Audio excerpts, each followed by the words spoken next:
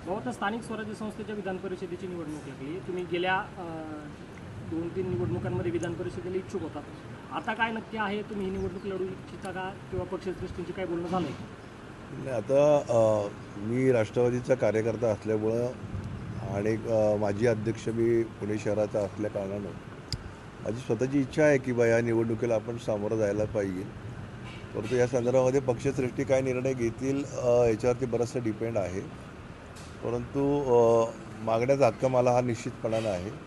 कारण की जे पुणे शहरामध्ये माझ्या कालावधीमध्ये जे मी काम 2 वर्षामध्ये केलं, साधारण 170 कार्यक्रम मी पुणे शहरामध्ये दादा असताना राबवलेले आहेत. आणि संघटनेमध्ये काम करत असताना माझी कार्यकारिणीच 1500 लोकांची होती त्यावेळी. आणि सातत्यानं दादांबरोबर काम केलं असल्या कारणानं आणि पुणे शहराला महायुतीचे 8 आमदार आहेत. मग एक आमदार आता स्थानिक स्वराज्य संस्थेच्या माध्यमातून राष्ट्रवादीचा मिळाला पाहिजे, या दृष्टिकोनातून पक्षाने देखील विचार आपला करायला पाहिजे. इच्छुक बरेच जण असू शकतात, परंतु मी आहे एवढं नक्की. आणि या दरम्यान जर संधी मला मिळाली तर या संधीचं सोनं केल्याशिवाय मी राहणार नाही, एवढं नक्की.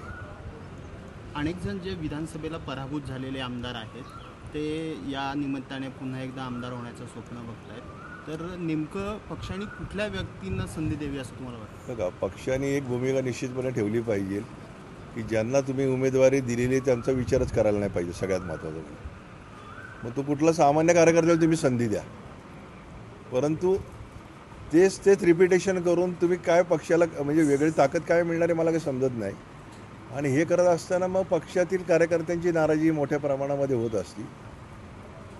त्यामुळे हा विचार पक्षाने निश्चितपणे सोडला पाहिजे की ज्यांना उमेदवारी दिली आणि ते जर मागत असतील, मग ते नगरसेवक पदासाठी असू द्यात, आमदारकीसाठी ज्यांनी प्रयत्न केले, परंतु त्यांना परत संधी द्यायची म्हणजे कार्यकर्त्यावरती अन्याय झाल्यासारखंच आहे असं मला वाटतं. त्यामुळं आता आदरणीय आपल्या उपमुख्यमंत्री सुनेत्रा वहिनी आणि पारसदादा, जयदादा यांनी ही जबाबदारी पुणे शहराची निश्चितपणाने घेतलेली आहे. आणि मला खात्री आहे की ही मंडळी कार्यकर्त्याला न्याय दिल्याशिवाय राहणार नाही. आणि याच्यामध्ये पुणे जिल्ह्यामध्ये पक्षाची ताकद म्हणजे माझ्यासारख्या कार्यकर्त्याला संधी देते, पक्षाची ताकद निश्चितपणाने वाढेल हा मला विश्वास आहे. माझ्या कामावरती विश्वास आहे. त्यामुळे सर्वसामान्य माणूस हा राष्ट्रवादीशी जोडला जाईल आणि संघटना पुन्हा एकदा मजबूत होईल पुणे शहरामध्ये. आणि एक चांगलं काम म्हणजे दादांनी दाखवून दिलेल्या पाऊलवाटेवरती चालण्याचा प्रयत्न माझ्यासारखा कार्यकर्ता निश्चितपणे करेल. पुरोगामी महाराष्ट्राला एक वेगळा विचार देण्याचा प्रयत्न आपण करत असतो आणि तो विचार या माध्यमातून समाजापर्यंत पोहोचवण्याचा प्रयत्न माझा निश्चितपणे असेल. आणि संधी मिळावी ही पक्षश्रेष्ठींना विनंती माझी. भाजपत पण या जागेवरती दावा करण्याची शक्यता आहे, ही जागा राष्ट्रवादीला सुटेल?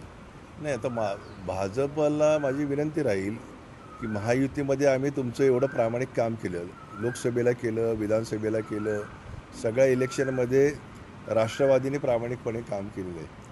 आणि पक्षश्रेष्ठी ठरवतील या संदर्भामध्ये की ही जागा राष्ट्रवादीलाच मिळाली पाहिजे आणि महायुती म्हणून त्यांनी राष्ट्रवादीला पाठिंबा दिला पाहिजे, अशी माझी तरी भूमिका आहे आणि पक्षाची पण तीच भूमिका असणार आहे.